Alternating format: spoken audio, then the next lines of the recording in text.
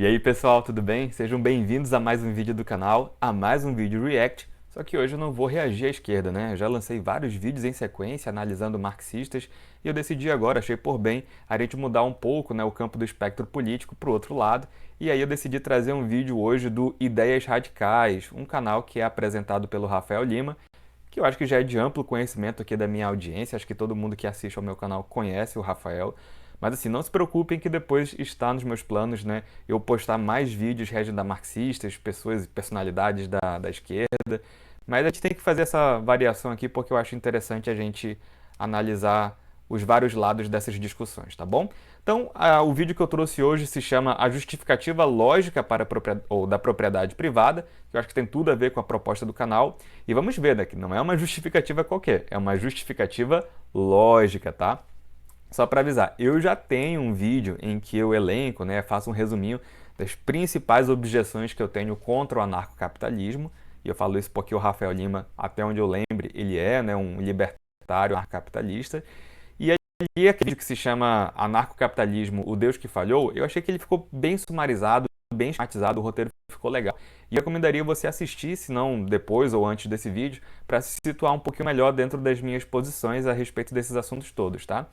Agora, claro que eu não consegui entrar em tantos detalhes naquele vídeo, era um vídeo mais de proposta, de começo de um debate, né, de um diálogo, e foi uma espécie de paródia mesmo, né, uma brincadeira com o título do Hoppe, né, que chama A Democracia, um Deus que Falhou, Democracia, um Deus que Falhou, e aí eu fiz essa espécie de paródia no vídeo, tá?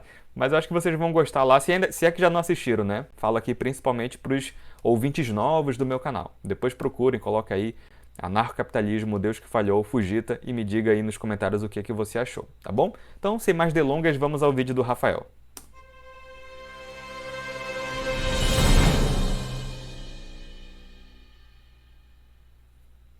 Recentemente, um de vocês veio me pedir umas indicações de vídeo, de leitura, para explicar de onde vem a propriedade privada e por que ela é ética, moral, por que está certo, qual é a lógica por trás disso. Eu quero fazer um vídeo específico para isso, para abordar isso de um ponto ao outro completinho.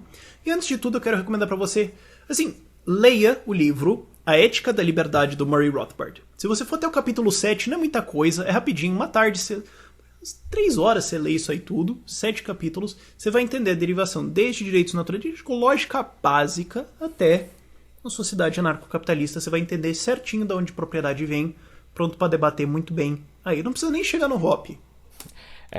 Pronto para debater, acho que só lendo um livro, aliás, nem todo o livro, né? Alguns capítulos do Rothbard, eu acho que você não vai estar, porque existe toda uma gama de tradições que abordaram o assunto da a propriedade privada de uma maneira totalmente diferente ou bem diferente do Rothbard. Então acho que assim, para você conhecer de fato sei lá, um dos fundadores do anarcocapitalismo, assim, um dos autores mais importantes, verdade, você vai conhecer bem ali a argumentação, o esquema de argumentação é bem parecido entre os autores do anarcocapitalismo relativamente a isso, mas estar pronto para debater, eu acho que aí já seria forçar um pouquinho a barra. Primeiros 7 capítulos do Ética da Liberdade mata. Você também pode Mata mesmo. Brincadeira. ver o canal do Alexandre Porto, ele passa muito mais formalmente sobre esses assuntos mais formais, mais éticos, mais filosóficos, etc. Eu faço aqui muito mais comentário político, tal, várias outras coisas também porque tem suas funções aqui, mas ele cobre isso muito bem. Isto posto, Nada contra, assim, pessoalmente falando, o Alexandre Porto, eu acho que... Eu só não diria que ele cobre bem o assunto, porque eu já conheço os principais vídeos do Alexandre sobre isso, posso até trazer aqui para vocês se a gente quiser discutir se vocês quiserem que eu discuta o assunto, né? Pelo menos olhando a exposição dele. E não acho que ele cubra bem, assim, nada pessoal contra, como falei, mas as minhas discordâncias com a maneira de exposição, a forma de argumentação e o próprio conteúdo é muito grande, então não acho que ele cubra bem não. Acho que existem até algumas formas melhores de vocês se prepararem para essa discussão.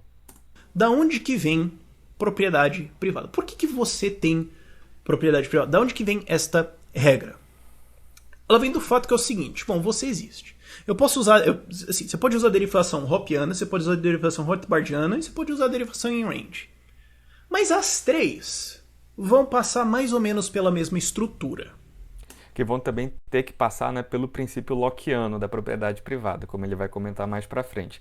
Mas se você quiser ver uma análise mais pormenorizada do assunto, já indiquei o meu vídeo, então vejam lá, porque é exatamente por isso que eu acho que também todas elas falham. Genericamente falando. Ok? Bom, você existe. Você raciocina. Quando você raciocina sobre você mesmo, você começa a perceber certas coisas. E, assim, a descrição do Rothbard é muito parecida com a da Ayn Rand, porque ele se inspirava muito dela. Mas, enfim. O que pra mim também é um problema, né? Que pra mim a Ayn Rand é uma das autoras mais, assim, perniciosas, perigosas, que deveriam ser combatidas do século XX, né?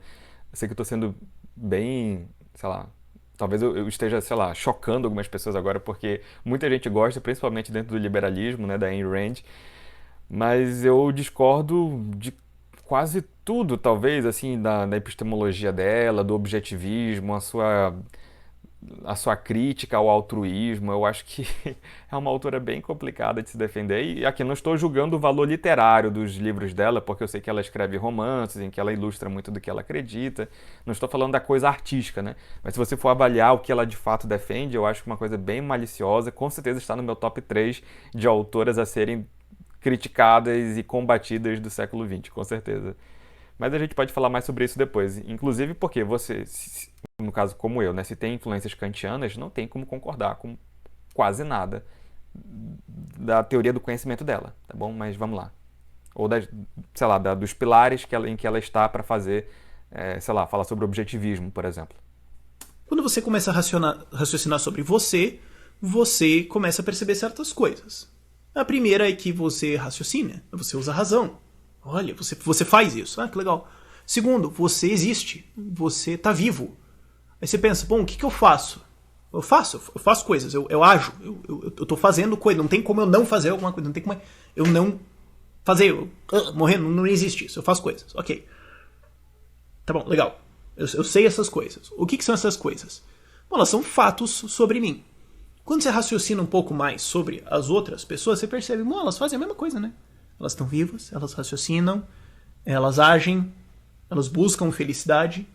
Então elas agem para buscar a felicidade delas. Opa, legal. É, bem, eu já vou comentar algumas coisas agora sobre esse assunto, porque parece que ele está entrando como se fosse aquele começo da análise praxeológica do Mises, né? Da praxeologia. Se bem que, pelo menos do ponto de vista do Mises, é uma análise um pouco distinta, né? Não sei se o Rafael nota isso ou se ele intencionou fazer de forma diferente, né? Porque o lado dele geralmente vai por um caminho mais misiano, praxeológico, em que essa ação que sempre acontece, ou que acontece enfim, na natureza humana, sei lá, ela é uma ação proposital, né? Quando ele fala de o homem age, que é a sentença que o Mises analisa, né? O homem age, ele está dizendo que é uma ação intencional, né? Uma ação operativa. E aí eu não sei se o Rafael percebe essas nuances, né? Porque ele fala tanto de uma questão de existência, né?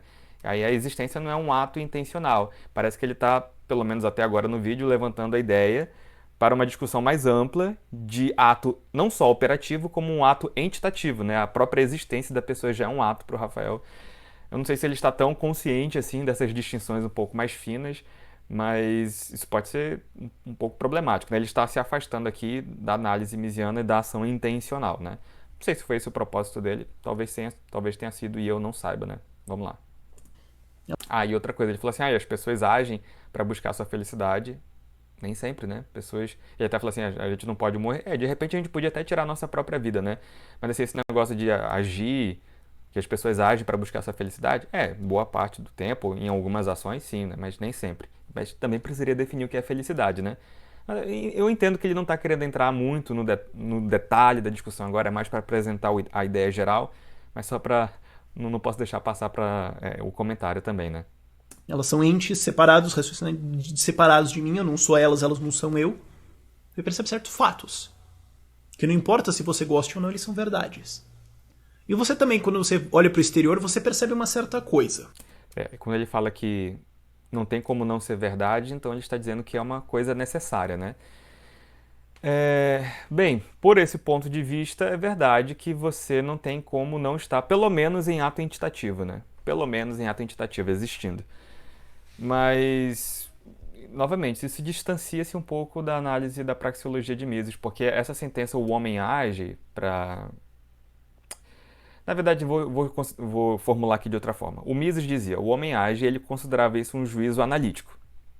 né? Não sei se vocês se lembram da doutrina dos juízes de Kant, ele está tentando aqui, dentro da tradição kantiana, analisar a sentença "o homem age". E quando ele diz que é um juízo analítico, então ele acredita que seja uma espécie de tautologia, né? Ou seja, o homem sempre age, mas para mim, Mises já estaria errado aí no sentido de que não acho que o homem sempre age intencionalmente, né? Operativamente falando, de forma proposital, com uma intenção no sentido de propósito mesmo, né? Não acho que seja assim. Eu acredito que a sentença "o homem age" seja um juízo sintético a posteriori. O que isso quer dizer? Quer dizer que a sentença, o ato de agir não está contido no predicado de homem, né? Porque existem homens que podem agir de forma proposital e homens que não agem de forma proposital e que continuam sendo homens, como, por exemplo, pessoas com doenças neurodegenerativas, né? Sei lá, síndrome do encarceramento, por exemplo, em que a pessoa, enfim, ela não consegue mais se movimentar, não consegue mais se locomover, ou então pessoas em estado comatoso, né, que estão em coma, Glasgow 3, como a gente fala na medicina. Essas pessoas continuam sendo humanas, elas têm o ato entitativo, né, elas são essencialmente humanas, mas elas não estão operando de forma proposital. Então, eu acho então que o homem age de forma intencional, é um juízo sintético, a posteriori, por causa da forma de justificação. A gente apela aos dados empíricos, enfim, para a gente constatar que o homem age, tá? Mas isso se você levar em consideração um ato proposital. Se você levar em consideração o simples ato de existir, aí já é outra história aqui. Por isso que eu digo que eu não sei se ele está levando em consideração todas essas nuances, tá? Eu estou apresentando para vocês só para vocês terem ciência e até para terem um pouco mais de contexto de uma discussão bem densa, filosoficamente falando, que o Rafael está aqui levantando, talvez até não intencionalmente agora. Que os recursos são escassos. Não tem tudo para todo mundo. Mesmo que tivesse, isso é um ponto do Hans Hermann Hoppe, ele fala, mesmo que tudo fosse infinito, você ainda ia ter duas coisas escassas. Mesmo você falar, eu quero uma manga, tá aqui, pá, você não precisa nem andar, se você estica o braço, pega. Qualquer coisa, mesmo que nada fosse escasso, ou seja, tudo fosse infinito. Escasso significa não tem tudo para todo mundo. Tem uma certa quantidade que acaba. Até a ar é escasso. Ar-condicionado é fresquinho, é escasso, não tem isso que tá lá fora, não tem, entendeu? Nada é infinito. Mas ele fala, mesmo se você tivesse tudo infinito, duas coisas ainda seriam finitas. Você e o espaço onde o seu corpo ocupa, onde você tá. Certo? Isso ainda seria finito. Se alguém quer fazer alguma coisa com o seu corpo, bem intencionado ou não, o seu corpo é escasso. Não tem outro você. E se tem outro você, é outro, não é você. Para você é escasso. Você não pode teleportar sua consciência para outra pessoa. Você não pode... Não existe isso. Você é escasso, o seu espaço que você ocupa é escasso. Então, você tem dois fatos sobre a realidade que são inquestionáveis. Que são... Você não pode questionar esses fatos sem presumir eles. Que é o que o Rothbard fala, de novo, inspirado na Ayn Rand, que ele fala, quando uma proposição, para ser argumentada contra, presume ela se eleva a um estado de um axioma. E axioma é uma linguagem bem Ayn Rand, bem randiana, bem objetivista. Fala, você existe, você age. Ao argumentar, você está existindo e agindo, então você não pode falar, não, eu não ajo. Ou então você acabou de fazer o quê, meu amigo, ao fazer esse argumento? Não tem como você escapar desse simples fato. Bom, e os recursos são escassos. Bom, simples, bom, eu tô aqui e eu sou escasso. São fatos. Isso não está aberto a debate, isso não está aberto a opinião, isso não é subjetivo. Isso são coisas objetivas sobre a realidade. Você pensa, bom... Bem, só uma coisa, sobre essa questão de recursos serem escassos, eu nem entendo porque os anarcapitalistas gostam tanto de enfatizar. Se você conhece um anarcapitalista, com certeza você já ouviu um ANCAP falar assim, recursos são escassos e tal. E ok, isso é verdade, recursos são escassos. Mas eles não precisariam ser escassos para você justificar a propriedade privada. Tá? Eu, pelo menos, justifico de outra forma. Enfim, só comentando. Então, nós queremos criar uma ética humana, que é o que eu não devo fazer e o que eu devo fazer. Especialmente o que eu não devo fazer. Bom, então, são normas, são regras que nós vamos ter. Então eu não posso criar ou instituir uma norma que contradiz a realidade. Já abordei isso num vídeo passado, não sei se eu vou lançar ele antes ou depois desse, porque eu gravo muito de vídeo ao mesmo tempo, mas enfim. Eu não posso criar um carro, eu usei esse exemplo e repito ele, eu não posso criar um carro que contradiz as leis da gravidade. Eu não posso criar um carro presumindo que a gravidade não existe, porque isso é burro. Isso está errado. Isso é simplesmente um erro. Eu não posso querer plantar alimentos negligenciando as leis de transferências químicas entre o solo e a planta. Eu não posso achar que eu vou estar errado. Eu posso agir, mas esse ato está objetivamente, racionalmente errado. Infelizmente, isso é uma adição minha, infelizmente, para fatos físicos, você rapidamente sente uma punição ao errar.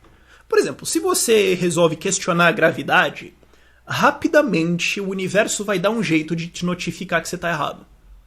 Alguma coisa vai acontecer ruim que você vai perceber, talvez não fosse isso. Se você resolver desafiar a nutrição, você fala, não, eu vou me alimentar de sol. É questão de alguns dias você vai perceber, eu acho que não é bem por aqui.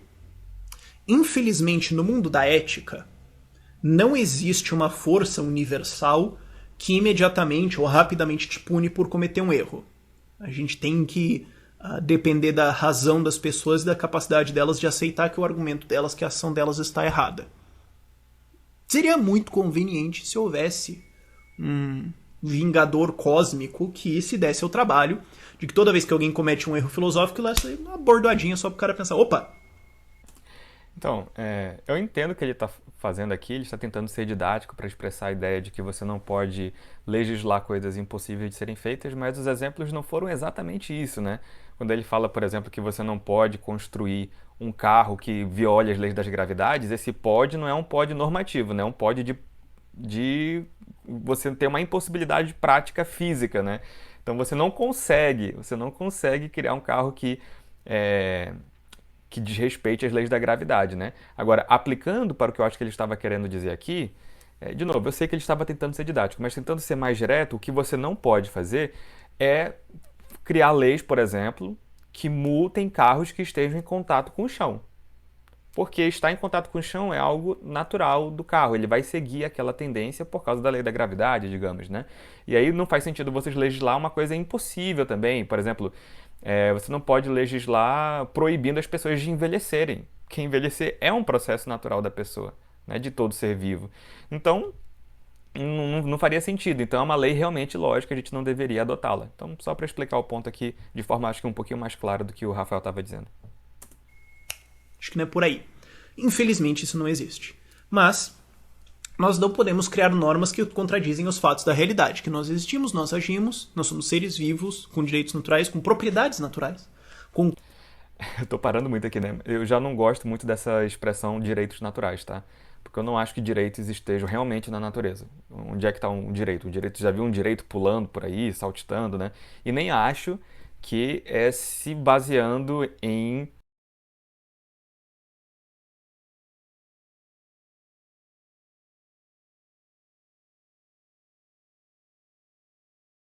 tanto ao Rafael em si, mas é uma crítica. Opa, peraí, eu acho que deu um problema no meu vídeo aqui. Espero que não. Bem, é uma crítica em geral a todo mundo, toda essa terminologia de direitos naturais, né? Com coisas que você não pode retirar do humano sem tornar ele não humano. Você fala, eu tenho um humano, mas ele não tem vida. Então ele tá morto, então ele não é humano, é um cadáver. Eu tenho um humano, mas ele não age, ele não faz nada, é só um cone. Então um cone. não é um humano, é um poste. Não é uma pessoa. Entendeu? Mas enfim, como é que então eu vou criar uma norma ética? Que normas éticas podem existir? Quais são o conjunto? Pensa conjuntos de Venn mesmo, diagramas de Venn. Tem as normas que contradizem e que não contradizem os fatos da realidade. Quais são as normas que não contradizem os fatos da realidade? Quais são as normas que são compatíveis conosco? Bom, só pode ser não agressão. E tem que ser uma regra universal, tem que ser uma regra que vai valer para todos os humanos. Então, isso aqui já foi um salto assim que... primeiro, a gente precisaria dizer o que é agressão, né? Explicar o que é agressão, definição de agressão. E assim, o que ele estava dizendo antes, o que é compatível leis, como é que é? Leis que não contradizem a realidade. Aí, mas o que ele está entendendo por realidade aqui? O fato de você existir, né, e de você agir naturalmente, e o fato de você ser escasso, supostamente, né? Essas coisas que ele está assumindo. Daí você diz que a única norma, a única que existe é a não agressão, sabe? Existe um gap argumentativo bem grande aqui, né? Mas vamos continuar. Então não pode ser todas as coisas são dessas pessoas e as outras pessoas não têm nada, como por exemplo o Estado, certo? Os governantes têm, na prática, propriedade sobre tudo, inclusive os outros indivíduos, e os indivíduos não têm propriedade. Não, mas espera, mas os governantes não são indivíduos? Você não é uma regra que não vale para todo mundo, tem que ser uma regra que vale para todo mundo. O problema é que esse exemplo não existe, né, Rafael? Esse exemplo aí tá completamente fora. Em nenhum lugar as pessoas, os governantes são proprietários de tudo. E aí isso ele está generalizando, né? Os governos, em geral, o Estado, ele falou o Estado, né? Não estava falando de estados totalitários e tal, de ditaduras. Ele estava falando de a própria coisa de haver um Estado ser um claro exemplo de que os governantes, o Estado detém tudo e as pessoas não detêm nada. Isso é absurdo, tá? As pessoas hoje, elas detêm posse, sim, e propriedade das coisas, têm direito a elas, podem reivindicar juridicamente a elas, ainda, mesmo que haja, obviamente, problemas. Problemas, é claro que vão existir. Haja crimes, mesmo que haja situações em que o judiciário não funciona, enfim, a forma de coagir as pessoas, de coibir as ações criminosas não funcione totalmente, as pessoas têm direito, né? Elas têm formalmente propriedade. Não existe isso de, na prática, os governantes terem tudo e tal. Isso aqui eu acho que foi um péssimo exemplo. Então você fala assim, bom, qual a única regra que eu posso fazer? Qual a única tecnologia que eu posso criar para resolver e evitar conflitos numa sociedade de pessoas que agem em cima de recursos escassos? É uma regra de não agressão. Não tome o corpo do outro, não tome o resultado da ação do outro. Aqui ele adicionou, né, o para evitar conflitos. Aí até melhora um pouquinho o lado dele, mas vamos já ver aonde ele quer chegar com isso, né? Ou seja, ele estava dizendo, qual regra você consegue fazer para harmonizar o fato de você agir, o fato de você ser escasso, e agora ele adicionou, e para evitar conflitos, né? Enfim, aí ele deriva o negócio da não agressão. Aí está mais completo do que a formulação primeira que ele trouxe. Mas ainda assim é bem problemático, vamos ver por quê. É simples. Mas como é que eu vou saber o que é o resultado da ação do outro? É a propriedade dele. Ele agiu sobre aquilo, então aquilo é o resultado da ação dele. Ao tomar isso, você está entrando no caminho da busca de felicidade dele, está errado. Então não faça isso. É uma norma. Pode valer para todo mundo? Pode. Então como é que a gente designa essa propriedade? Eu vou dar a definição que o Alexandre Porto dá, que ele falou, é o seguinte. Para algo se tornar propriedade, você tem que primeiro agir sobre ela de maneira adicional com valor. Você precisa fazer alguma coisa nela. Por exemplo, tem um terreno, você precisa ir lá, sei lá, carpir o lote, carpir o terreno ali. E você também não pode esperar que as pessoas tenham a visão além do olhar, você tem que sinalizar que aquilo é sua propriedade de uma maneira socialmente inteligível. Nomeadamente uma cerca. A nossa cultura, a nossa sociedade, entende aqui, Brasil, ocidental, lá, vê uma cerca e entende. Aqui é de alguma pessoa, a gente entende isso. Aí fica subjetivo como você vai sinalizar para as outras pessoas, mas tem que ter uma sinalização, porque você não pode só trabalhar alguma coisa ali, largar alguma coisa e falar, alguém pegou. Cara, não estava sinalizado. Sinalize que é seu. Então, a partir do momento que você age sobre alguma coisa, você sinaliza que é seu, aquilo se torna a sua propriedade. Por que ela é a sua propriedade? Porque essa é a única regra ética que nós podemos criar sobre a alocação desses recursos escassos, desses recursos não infinitos, em que ninguém é agredido, todos os direitos naturais são respeitados, toda a lógica é respeitada, todo o raciocínio é respeitado e é uma ética universalizável. Então, bingo, chegamos ao ponto principal, né? Qual é a derivação da propriedade privada?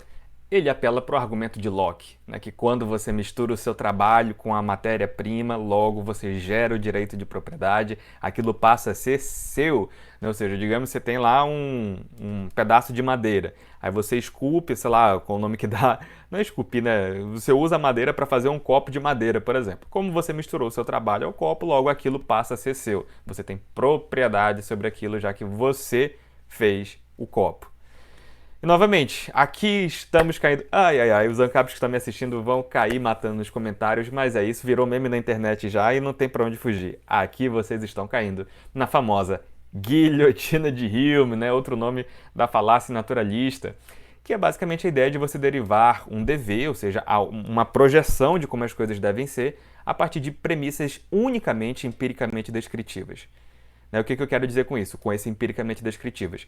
Quando você tem premissas que apenas estão descrevendo como a realidade é, você não pode derivar algo de como ela deve ser. Entende? Então, quando você diz, por exemplo, que a propriedade é a partir do momento que você misturou o seu trabalho, mostrou que aquilo é seu, você só está dizendo isso, você não está provando nada, você só misturou, você só está descrevendo o que você fez com o material. Aquilo não prova que aquilo passa a ser seu. Porque assim, digamos que você está com um copo na sua mão, tá? E você tem posse do copo, isso é verdade. Posse é o que eu estou diferenciando de propriedade. Posse é você tem as capacidades para manusear aquele copo enquanto ele está com você. Se você tiver propriedade do copo, significa que mesmo que aquele copo esteja longe de você, outras pessoas não podem se apossar daquele copo sem a sua permissão, tomar para si e levar embora. Entende a diferença? Então uma coisa é, você está ali manuseando o material, matéria-prima, você cria um copo, você está em posse daquilo. Aquilo não é a sua propriedade. A propriedade, ela é algo social, ela é algo dentro do campo jurídico, né, que faz com que aquilo que você tem posse agora possa continuar sendo possa continuar sendo algo seu, independentemente da ação de outros e contra o qual você possa agir, né, contra a ação dos outros. Então, a propriedade é, na verdade, um direito contra as outras pessoas também. Então, isso aqui não está agora na mera descrição empírica da realidade de você misturar. Passa-se a algo suprassensível, normativo, né, do certo e do errado. A partir do momento que você tem propriedade de alguma coisa, outras pessoas têm uma relação totalmente diferente agora com aquele objeto, porque há uma mediação aqui diferente, né? Então, aqui está o problema principal, a raiz principal dos problemas do anarcapitalismo, pelo menos no que tange a justificativa da propriedade privada, é de não oferecer um background, pelo menos pelo que o Rafael apresentou, de como as coisas passam a ser propriedade, passem a ter a propriedade, entendeu? De você poder se apossar daquilo. Então eu falo isso em mais detalhes lá no meu comentário, né, no meu vídeo que eu já indiquei aqui para vocês, assistam lá, mas o raciocínio é basicamente esse, você está caindo em uma falácia naturalista. É basicamente você colocar na conclusão, que é um dever ser, algo que não apareceu nas premissas do argumento. Né? Ou seja, o dever não aparece nas premissas em nenhum momento. E quando aparece, geralmente é algo circular. Né? Então, por exemplo, quando, sei lá, vamos imaginar aqui um silogismo, né? Um argumento, só para bem do debate. Premissa número 1. Quando você... na verdade, vou esquematizar de duas formas. A primeira, como o Rafael falou, né? Você misturou o seu trabalho com a Terra e já parte para a conclusão. Logo, aquele material é seu. Né? Já é mais ou menos isso. Isso já é claramente falacioso. Agora, vamos imaginar um segundo silogismo, que seria o seguinte. Se, colocando um silogismo hipotético aqui, né? Colocando uma premissa condicional. Se você misturar o seu trabalho com a Terra, logo a Terra passará a ser sua. Segunda premissa, você misturou o seu trabalho com a Terra. Conclusão, logo a Terra passa a ser sua. O problema é que essa premissa, quando você coloca o caráter normativo dela, é uma premissa não justificada. Por que ela passa a ser sua? É justamente isso que a gente está querendo descobrir, entendeu? Fazendo análise da propriedade privada. Como que ela se gerou? Como que esse direito de propriedade se gerou? Você já está assumindo a conclusão dentro da premissa, entendeu? Então, aqui você já entra em uma outra falácia, que é a petição de princípio, né? Circularidade.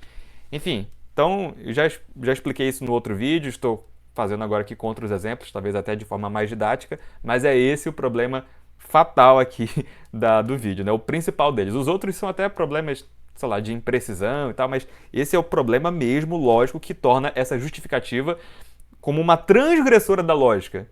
Né? Porque quando você faz isso, você está cometendo falácias formais da própria articulação lógica. Não se segue uma coisa da outra. Não é um erro material, no sentido, sim, de as premissas estarem erradas, mas é um erro formal do argumento também, porque não há articulação correta dentro do silogismo. Né? Mas enfim, vamos lá. Nenhum outro sistema ético consegue funcionar em cima disso. Consegue, sim. Fica o desafio. Não tente, porque você vai perder muito tempo. Mas até uma tentada só pelo exercício, mas não tente muito a sério. Fica o desafio. Tente criar outro sistema ético, outra norma que pode valer para todo mundo, que respeita os direitos naturais de todo mundo e não tem agressão. Você não vai encontrar. Aí que vem a propriedade. Essa é a ideia de propriedade privada segundo libertarianismo. Aí outras filosofias vão entrar em uma questão de semântica, mas isso é outra questão. Para o libertarianismo é por isso que propriedade existe. É o único jeito de uma sociedade se organizar sem porrada, de maneira geral. Por esse vídeo é isso.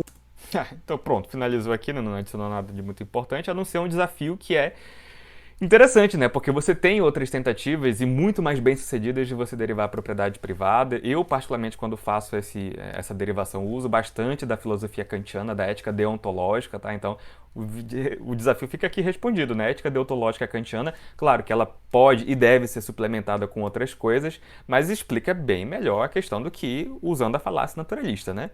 Mas enfim, gente, eu vou finalizando por aqui. Se vocês quiserem, a gente faz uma análise sobre a questão das falácias lógicas no terceiro módulo do meu curso.